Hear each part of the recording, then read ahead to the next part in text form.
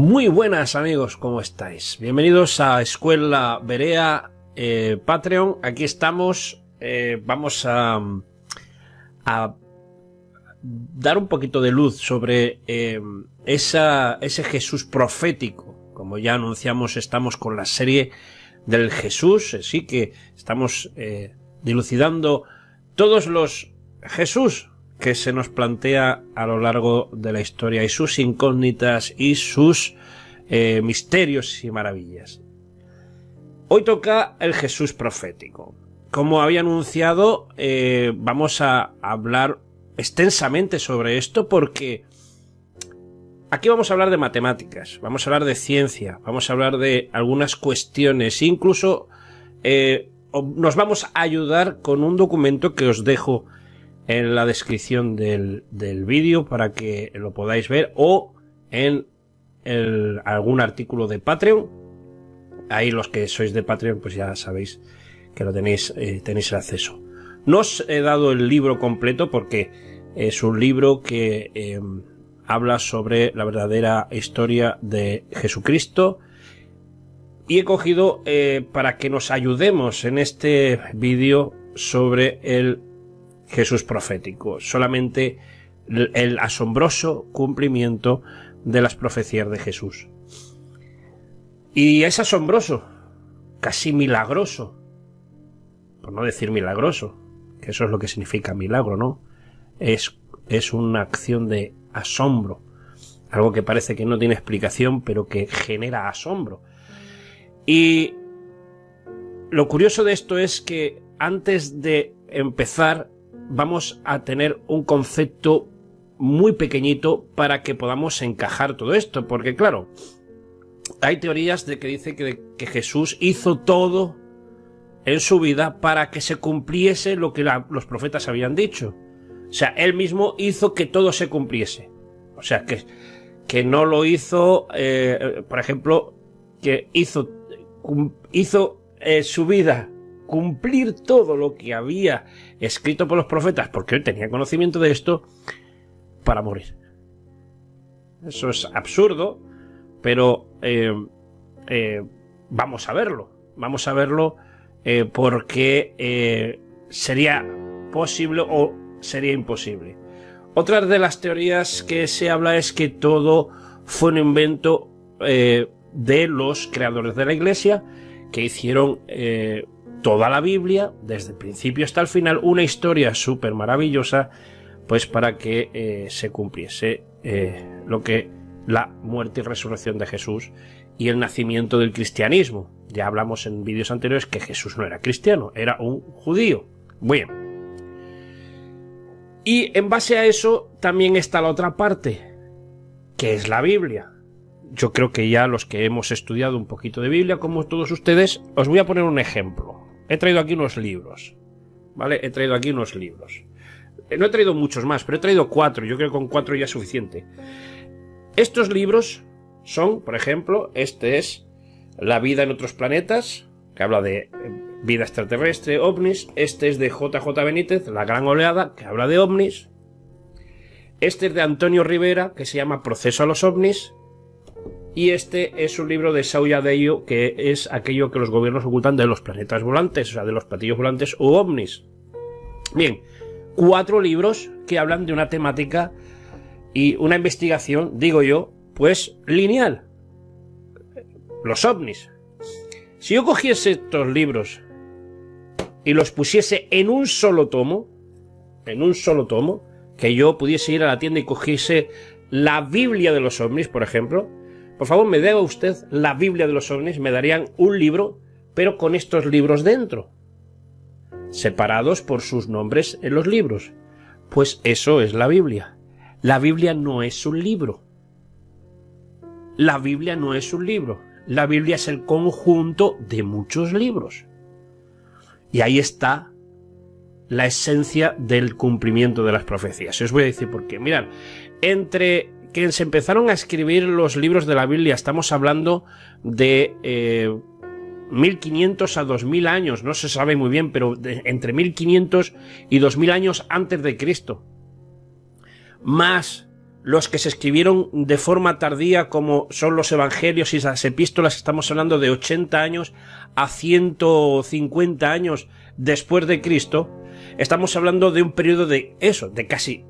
En conjunto, esos libros fueron creados en 1500 años. Vamos a poner esa cifra.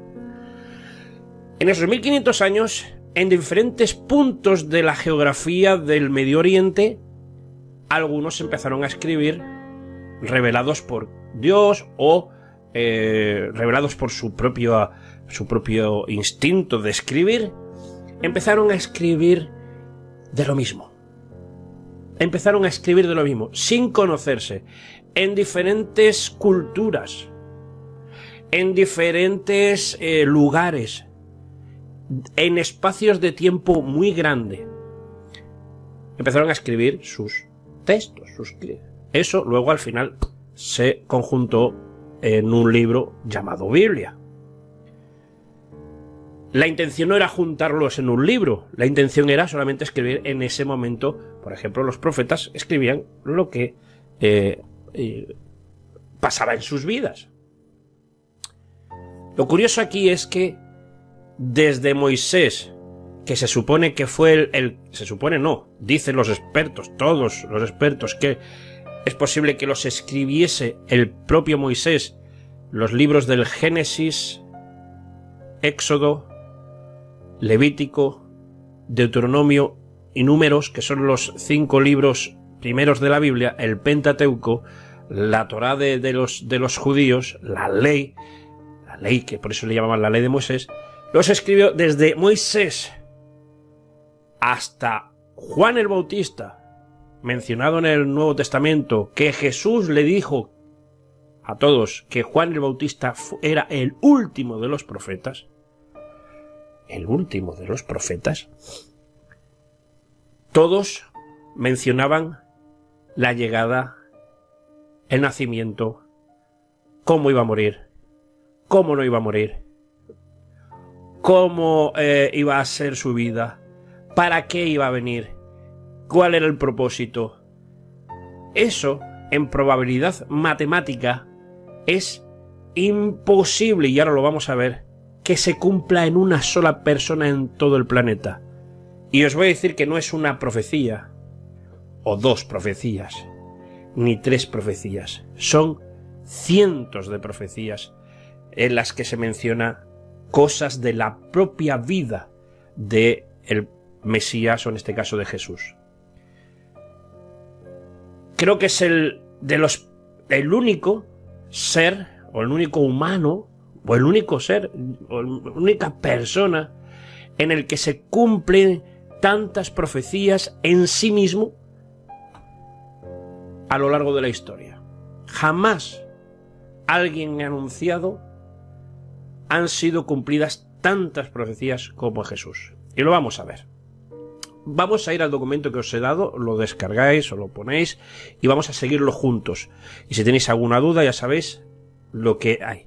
La propia Biblia nos enseña que cómo es que un texto del Antiguo Testamento puede hablar de Jesús. ¿Cómo es eso, no? Y ahí está, y ahí radica en lo asombroso del cumplimiento de las profecías. Mirad, os voy a poner como siempre esto aquí. Lo vamos a leer juntos. Hay un versículo en Hechos, en la Biblia, 3:18, que dice: pero Dios ha cumplido así todo lo que antes había sido anunciado por boca de sus profetas. En la figura de Jesús. Podemos ir al texto y podéis leer el capítulo 3 de Hechos, en el que el apóstol Pedro, en el día de Pentecostés, se levanta y habla a toda la gente que hay en Jerusalén y les habla a los judíos diciendo que todo lo que los profetas ya habían dicho ellos lo habían vivido y que eso es lo que iban a anunciar y que es lo que están anunciando.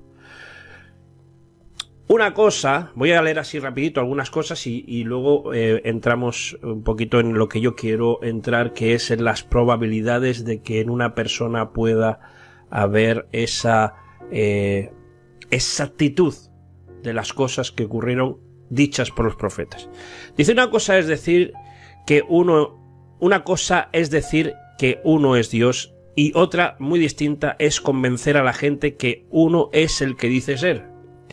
Así que, ¿cómo fue que los seguidores más cercanos a Jesús llegaron a estar tan convencidos que estuvieron dispuestos a morir por su creencia? Leemos aquí, dice, muchas profecías del Antiguo Testamento acerca del Mesías se cumplieron al pie de la letra en Jesús de Nazaret. Pero ni los judíos ni los propios discípulos de Jesús entendieron que aquel tiempo que él estaba cumpliendo, en aquel tiempo se estaban cumpliendo tales profecías. Aunque en ocasiones Jesús mismo se lo dijo. Ahí tenemos en Lucas 18:31, en Mateo 26:56, y dice, ellos esperaban que un Mesías muy diferente de aquel que tantas profecías describían. Una de las formas en que Jesús se defendía ante los dirigentes judíos era apelando a las Escrituras mismas, las cuales lo identificaban como el que había de venir. Y hay un versículo que dice, escudriñad las Escrituras, porque a vosotros os parece que en ellas tenéis la vida eterna, y ellas son las que dan testimonio de mí. Juan 5:39. Después de resucitar, Jesús empezó a ayudar a sus discípulos para que entendieran esas Escrituras, y entonces fueron inspirados para luego afirmar que realmente Jesús era el Mesías. La prueba que utilizaron fueron las mismas Escrituras que antes no habían entendido. O sea, las pruebas de esto eran las propias Escrituras que todos se afirmaban a lo que los judíos decían que daban la vida eterna. Horas después de su resurrección, Jesús se acercó a dos de sus discípulos que iban camino hacia el pueblo de Maús, hablando acerca de las cosas que recién habían acontecido. Sin reconocerlo, ellos se preguntaban francamente cómo era posible que acontecimientos tales como la muerte del Mesías hubiesen ocurrido. Jesús entonces empezó a explicarles que su sufrimiento y su crucifixión estaban profetizados en las Escrituras. Dice, suavemente los amonestó, pues no los reconocía. Tenéis que leer, es un texto muy bonito. Qué torpes son ustedes, y qué tardos de corazón para creer todo lo que han dicho los profetas. Esto de tardos de corazón, acordaos que los judíos el corazón era esto, O sea, está traducido bien, pero corazón era esto, era el corazón de su fe, es esto, no los sentimientos, sino esto, Tenemos que meternos en la cabeza de los orientales.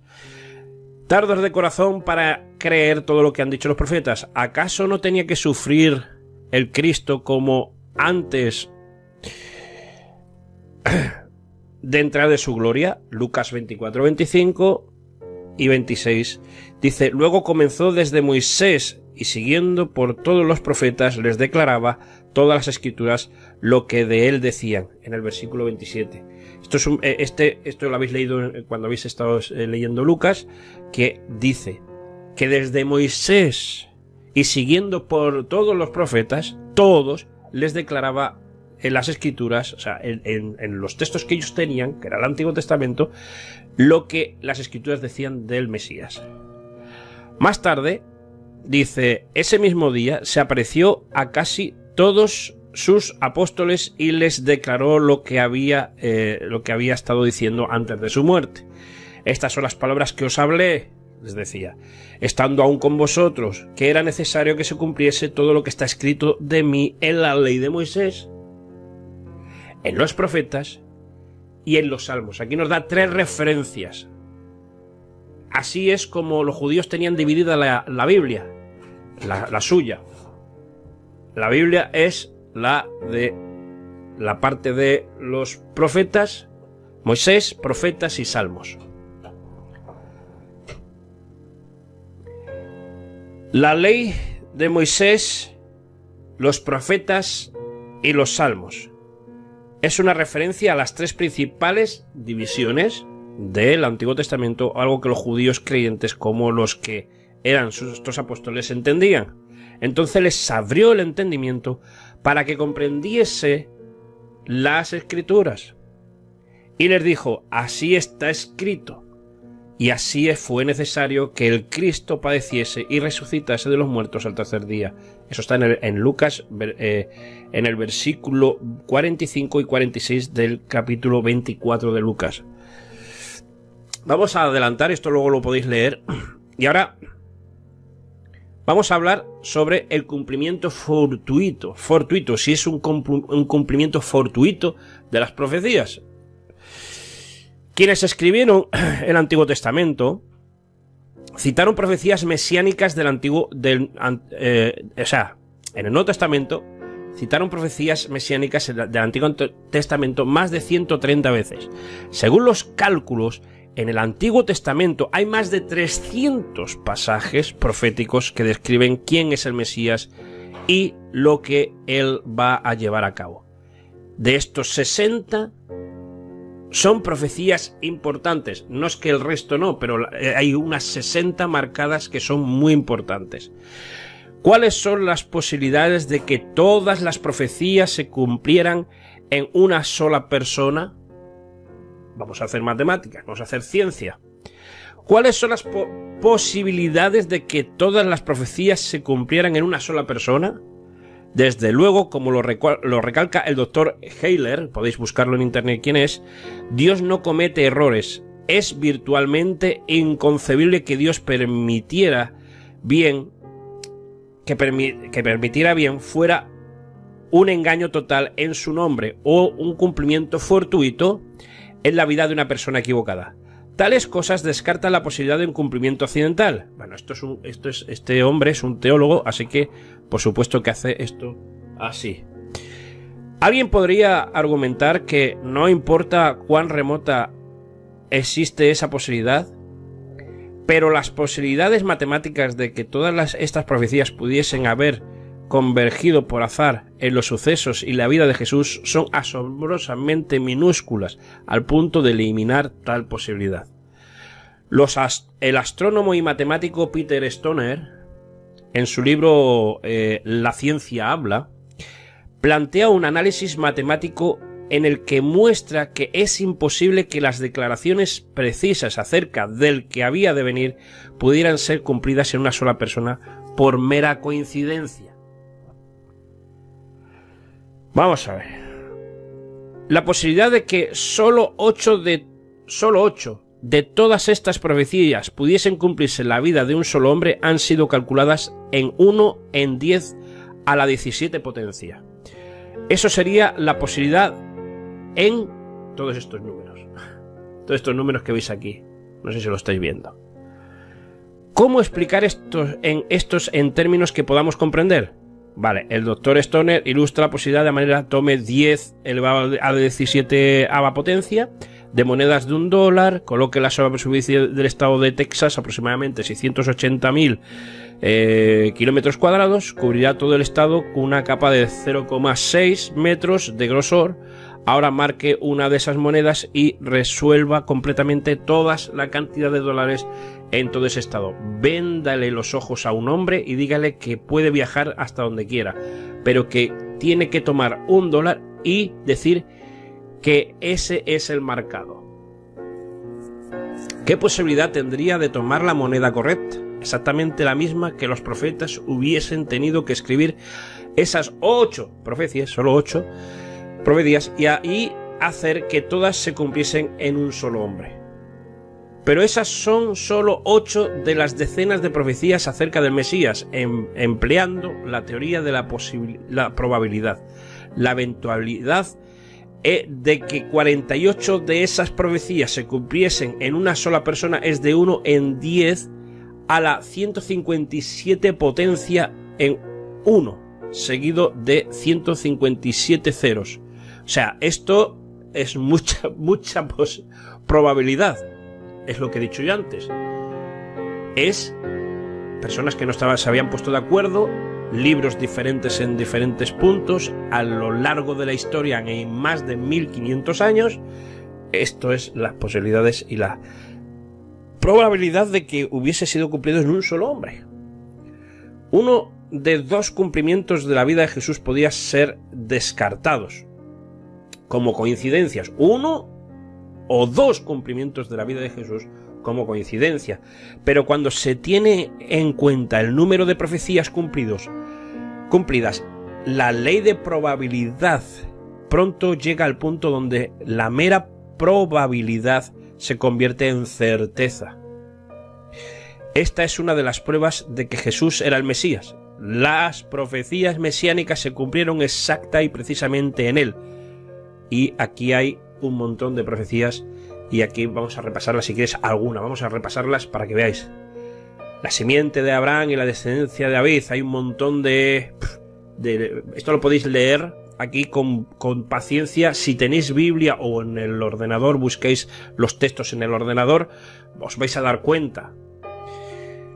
La cantidad de profecías. Lo de la Virgen que concibe que Jesús era un profeta, el sacrificio por los pecados, el Cordero de Dios, las profecías acerca de su traición, sufrimiento y muerte. Esto es algo adicional que pone el autor del libro, que es muy interesante, sería bueno que lo leyeseis. Fijaros el sufrimiento, profecías cumplidas del sufrimiento, ahora que estamos en Semana Santa, del sufrimiento 24 horas antes de su muerte. 24 horas antes de su muerte. Que sería crucificado. Está en Salmos 22:16, esto es el Antiguo Testamento, y estamos hablando de casi 800 años antes.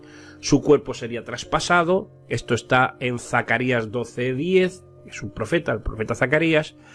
Ninguno de sus huesos será quebrantado, esto está en el Salmos 34. Echarían a suerte sus ropas, esto es curioso, en el Salmo 22:18. Que oraría por sus verdugos, eso está en el profeta Isaías 53:12. Que será ejecutado con criminales, eso está en Isaías 53:12 también. Que no tomaría represalias, está en Isaías 53:7. Tenemos sus seguidores lo abandonarían, sus seguidores, o sea, los apóstoles, que no eran apóstoles en ese momento, eran discípulos, lo abandonarían. Está en Zacarías 13:7. Vamos a ver, que sería traicionado por un amigo de confianza, o sea, Judas era amigo de confianza, que sería traicionado, y eso está en el Salmo 41:9. El precio de la traición de Judas, ¿cuánto cobraría? Está en Zacarías 11:12.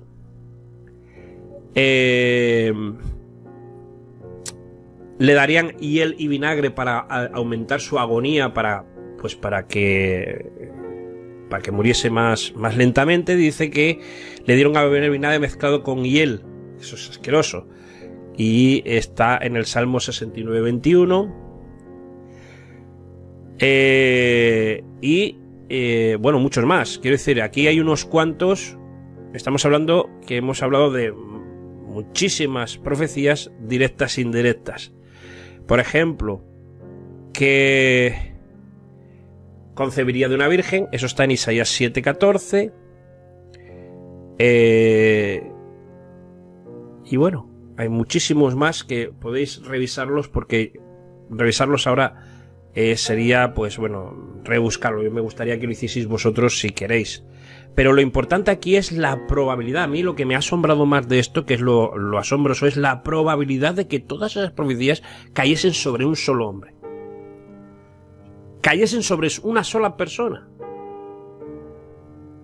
Y en un largo tiempo. Como he dicho antes, la Biblia es un conjunto de libros, no es un libro, es un conjunto de libros escritos en diferentes lugares, diferentes épocas, diferentes momentos, y que desde la ley de Moisés hasta el último profeta, que fue Juan el Bautista, que mencionó en Mateo o en Lucas que el que venía después de él no era digno de desatar ni la sandalia de los pies. ¿Qué pensáis? Bueno, una curiosidad más, bueno, de tenerlo en cuenta. Yo creo que de tenerlo en cuenta. O sea, Entonces podemos entender por qué en la Biblia está el Antiguo Testamento, porque claro, está el Antiguo Testamento, o sea, el Antiguo Pacto, y el Nuevo Pacto, que es el Nuevo Testamento, es el Nuevo Pacto.